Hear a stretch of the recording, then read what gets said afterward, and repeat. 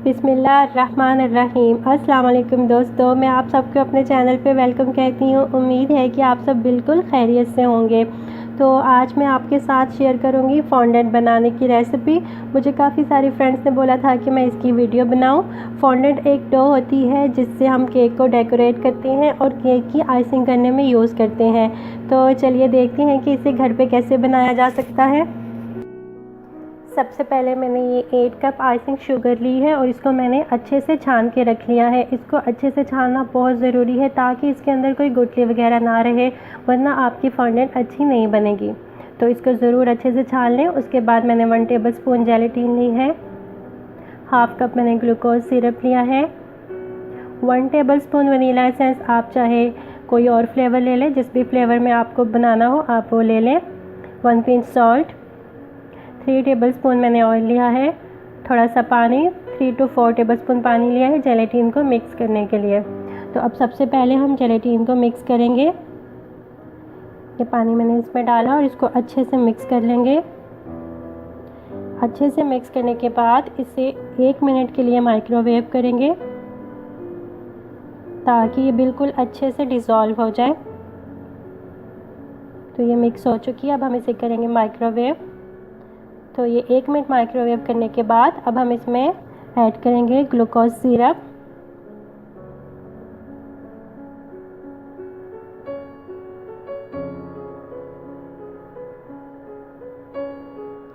अब हम इसमें डालेंगे वनीला एसेंस,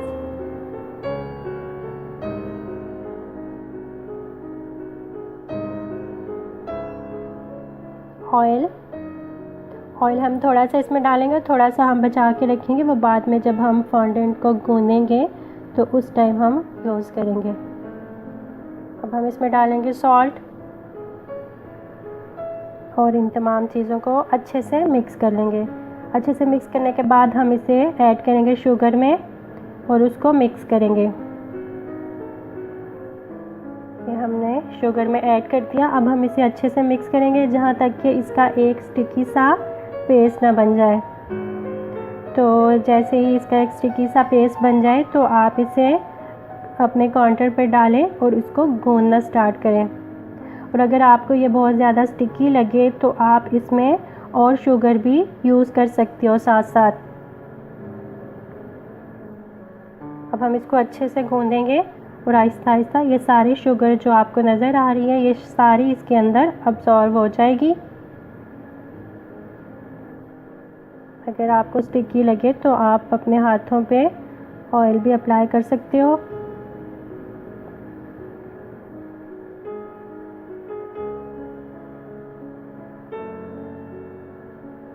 थोड़ा सा मैसी होता है ये, लेकिन इसको करने में बहुत मज़ा आता है।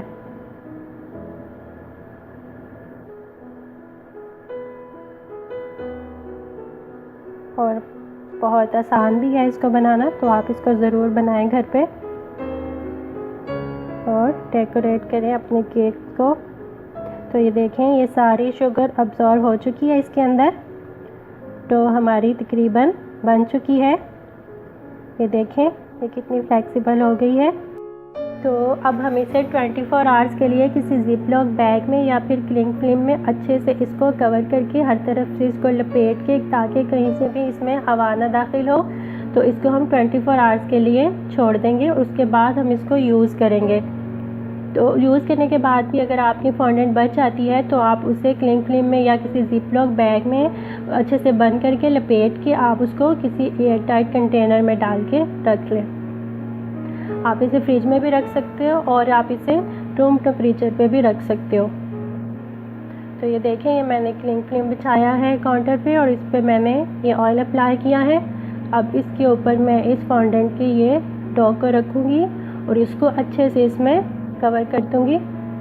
हर तरफ से इसको अच्छे से लपेट दूँगी ताकि कहीं से इसमें कोई हवा ना दाखिल हो और ये ड्राई ना हो सके।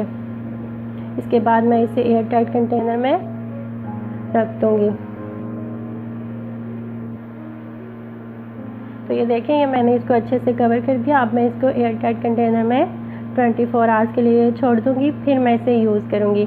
तो आप ज़रूर बनाइए और मुझे कमेंट में ज़रूर बताइए कि आपको कैसी लगी ये रेसिपी, और मेरे चैनल को सब्सक्राइब ज़रूर कीजिए। अल्लाह हाफिज़।